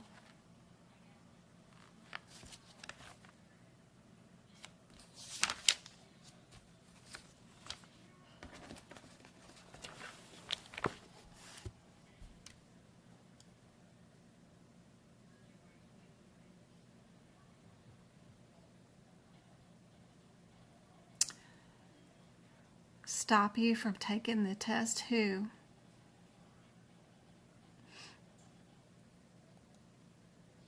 Where did I put my... Here we go.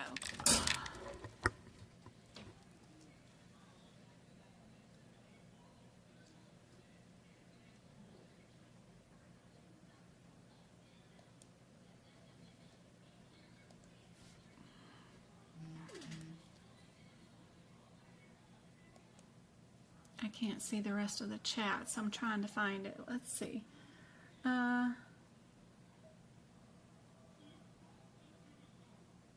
Absolutely not. You cannot be denied for anything that you have written in your book.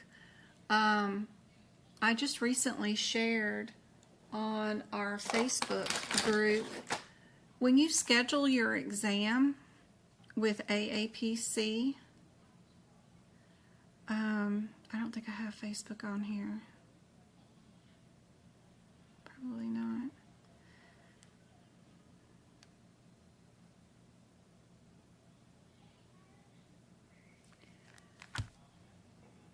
Hold on, TikTok. I gotta look up the picture. I'll be right back. When you are on...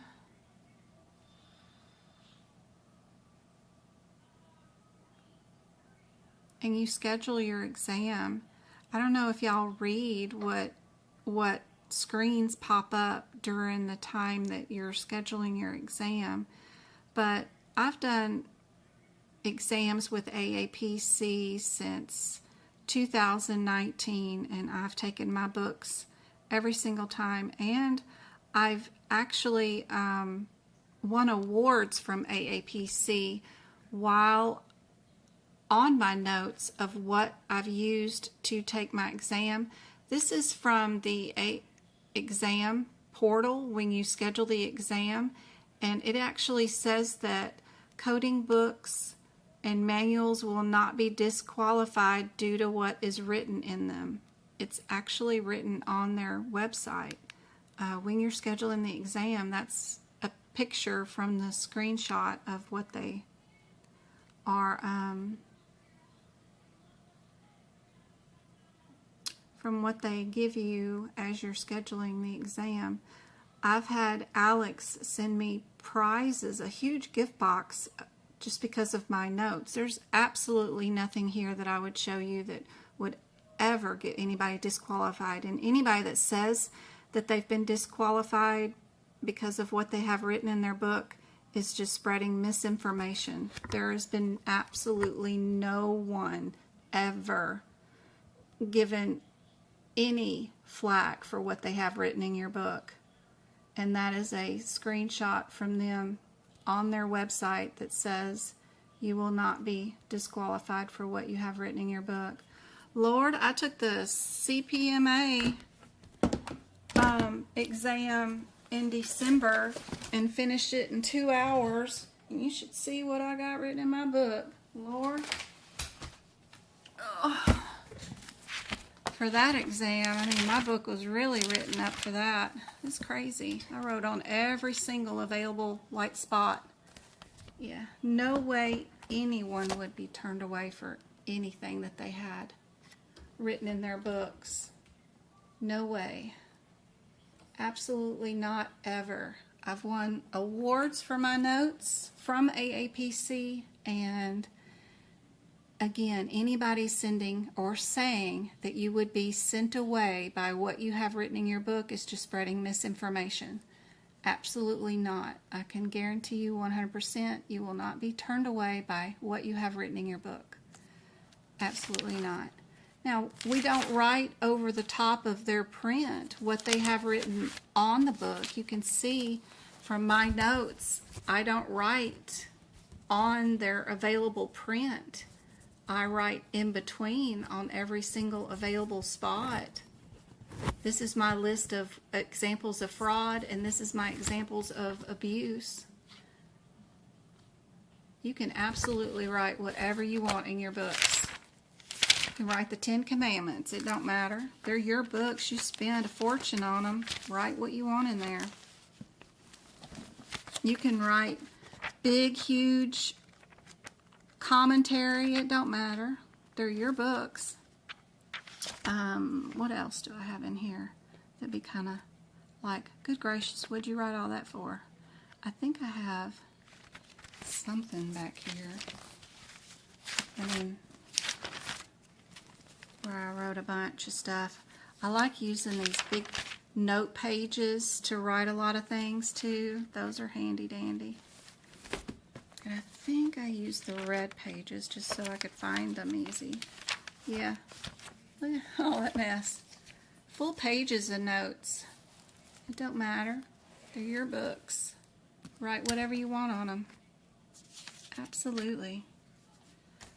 My modifiers are all written up with examples in between of what it would look like if you did use that modifier or audits. You can write whatever you want. They're your books. Absolutely.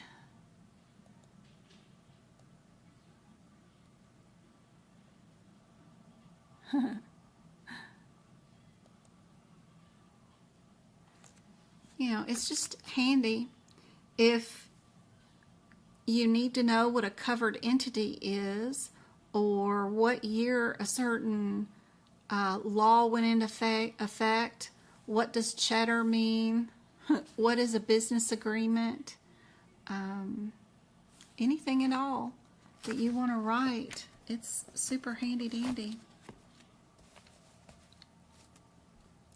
Transrectal equals prostate. If we're doing an ultrasound right there, you can write that in there.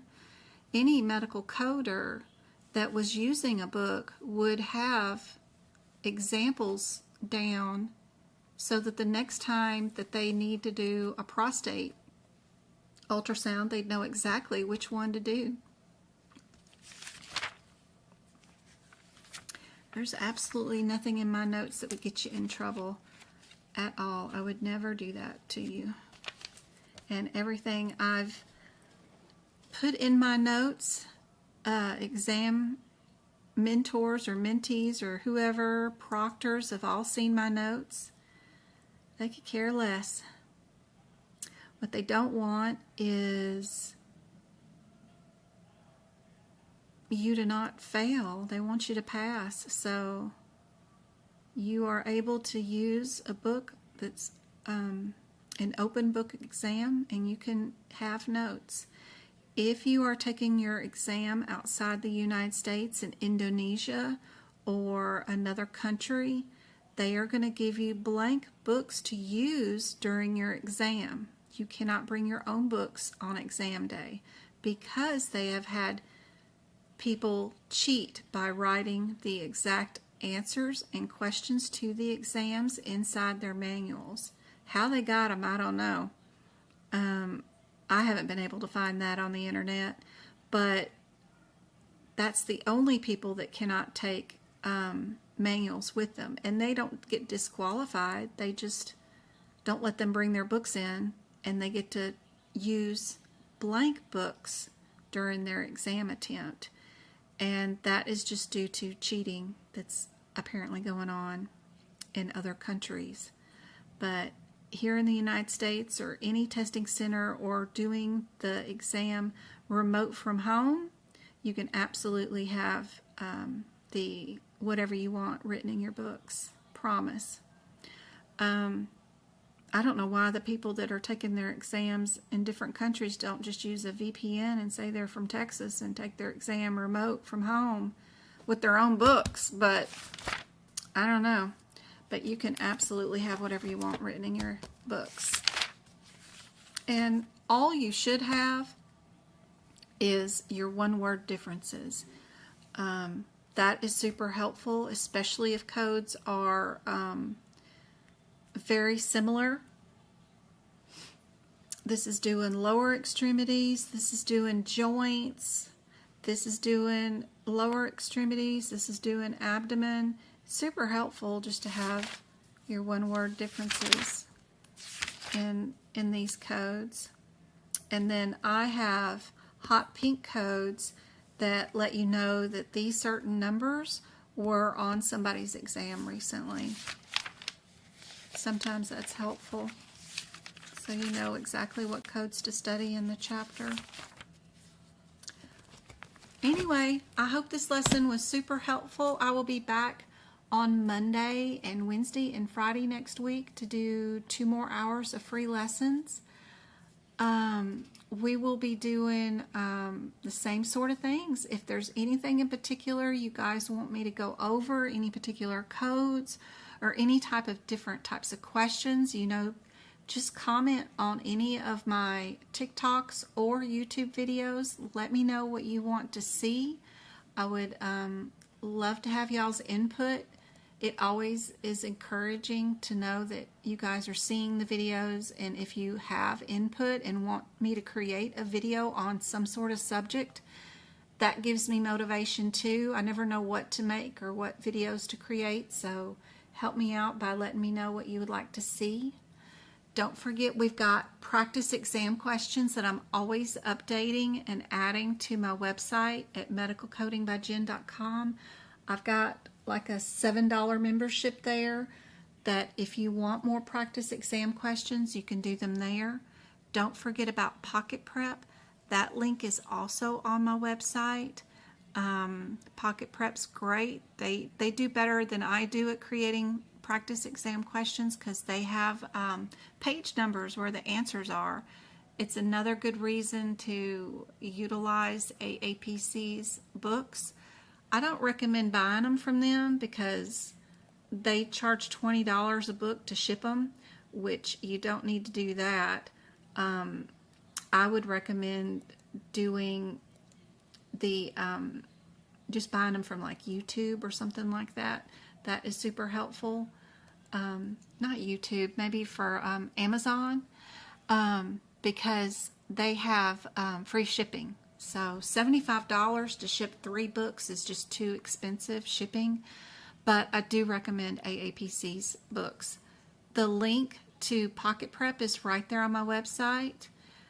Just click the pink link. We get a couple of dollars from them. If you do click on the link, just pick medical, and the very top link is AAPC, and they have 750 practice exam questions for like $40 for 3 months worth of access, which is like $13 a month. They have a pass guarantee that if you don't pass, they're going to give you something free, 3 more months free. They have page numbers where the answers are. You can build exams based off of which subject you want to do. So if you only want like just a bunch of questions on cases or whatever, then they'll do the exam questions on just the cases. So it's super helpful. That was the exam registration I was looking for. Oh yeah, the categories. So they have questions on all the categories. They have 75 cases, E&M questions. I wish they had more of them, but they've got a lot of them. We've been going through them and making sure they're all correct and update for guidelines. I have 41 of those practice exam questions, but for $13 you can't beat that. On my website, I have practice exam question area 2 here, and these are all the different areas that we have them in. We got a bunch of them in anatomy, modifiers, oncology, ear, nose, and throat. Nothing fancy. You don't read, they don't grade, but you just click on an answer and it'll tell you what the rationale and the answer is whenever you click on the question. So super handy dandy. Got a bunch of those. I've got another one for just CRC. So if you've already passed your CPC, then there's CRC practice questions here on this page. I just added the list of all the CRC mapping PDF that you can download and the risk adjustment models. These are current. You can download those, including the current guidelines, all kinds of stuff. There's some free PDFs here for the CRC people. Most of the pages do have free stuff for PDFs that go along with them. The E&M pages, of course, have a ton of PDFs that are bonus material for you. But I'm always adding practice exam questions. Yesterday I added that question, and it actually has a PDF that goes along with it too that's there, and it'll tell you whether you're correct or incorrect. Pretty cool. And when you find the correct one, it'll tell you that. But there's a PDF I think that goes with this one, somewhere up in here. Goes with that question. But anyway, great practice area. Don't forget about the social media links. The YouTube channel is super handy dandy. When you're at the YouTube channel, don't forget about the community tab. It has a ton of practice exam questions. You can just click on it and pick out, it'll tell you the rationale down below, what the answer is. The podcast is there. That's 13 episodes of me just reading out the guidelines to you and telling you what I think it means. I'm going to start doing another podcast on the ICD-10 guidelines this week. We also have the CPMA course, helpful information here, CRC course, helpful information here. We also have the workshops. The ICD-10 book prep videos and the CPT book prep videos are all super handy. So, lots of cool stuff. Live replays are there free for everybody. And then there are different playlists depending on. If you want to join, you just click the join and you can pick which level you want. Just depends on what you want to contribute. All the levels have the same amount of videos with them, so just totally up to you. If you want to join the YouTube channel, you get access to everything, no matter what level you pick, but it's up to you what you want to pick. Don't forget to click on the link window, because there's a bunch of links there for you guys. Like our Discord study group, super helpful. It's completely free, full of information, especially if you're doing any apprenticeship or trying to get rid of your A or needing to find a job. There's a lot of rooms inside our Discord study group that is super helpful. And don't forget about the AAPC Knowledge Center. It is great. You don't even have to be a member to be there on that link. Just come here to the Search Center and type in a code like, I don't know, 99285 ER code, and see if they've done any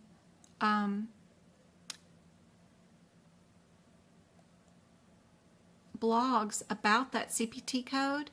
And if they did, usually they have some coding examples that are in these blogs that usually end up on the exam sometimes. I'll see some examples and then I'll take one of their certification exams like, oh, I read that in their blog.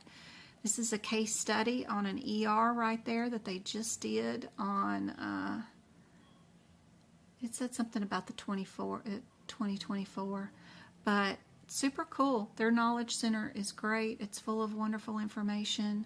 This was just done on June 3rd of 2024 was that case study.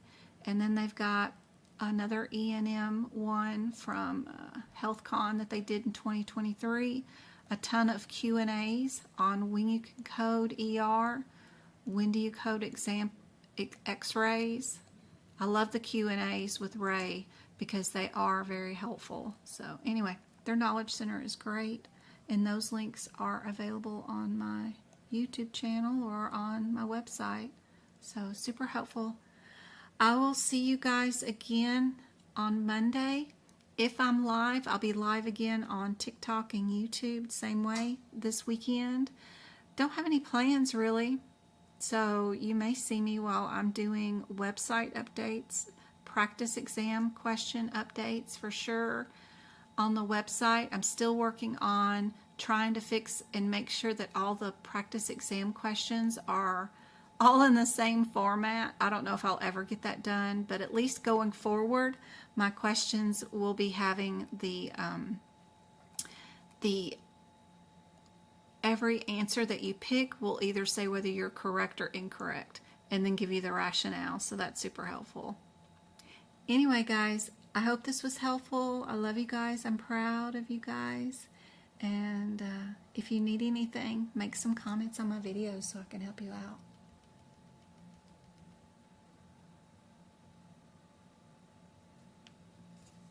I hope this was helpful. I'll see you guys on Monday.